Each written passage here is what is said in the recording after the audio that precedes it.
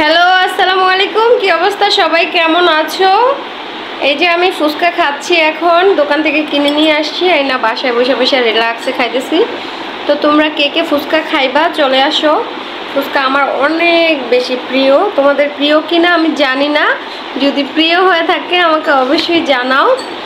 আর যারা কষ্ট করে আমার ভিডিওটা দেখতেছো, প্লিজ আমার পেজটাকে ফলো দিয়ে লাইক দিয়ে ভিডিওটা শেয়ার করে দাও, আর তোমাদের পছন্দের খাবারটা জানায় দাও কমেন্টে। মজা। ফুচকা আমার অনেক বেশি ভালো লাগে, আমি অনেক পছন্দ করি। I love fuchka.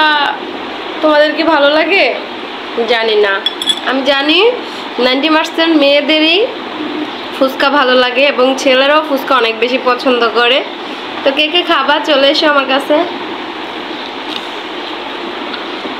ইনি হচ্ছে ফুচকাওয়ালা মামা, ওনার হাতের ফুচকাগুলো অনেক বেশি মজা। তো সে কিভাবে বানাচ্ছে সেটা একটু তোমাদের সাথে শেয়ার করি, কারণ অলরেডি তোমরা টুকটাক জানো।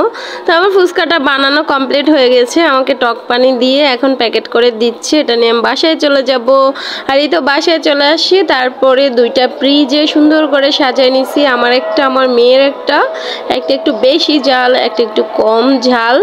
তো সুন্দর করে সাজিয়ে নিচ্ছি। এখন মা মেয়ে ফুচকা খেতে বসে পড়বো।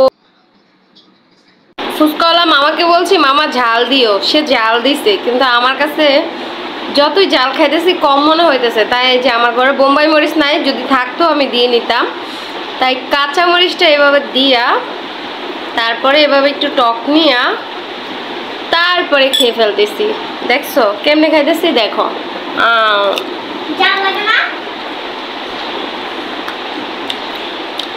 তারপরে জাল মনে হচ্ছে না সত্যি। এবার দুইটা দিয়ে খাবো। এবার দেখো, দুইটা কাঁচামরিচ নিছি, আর হচ্ছে এই মরিচ দিয়ে দিলাম, তারপরে এই টক পানি নিলাম, আর এই তো খেয়ে ফেলছি।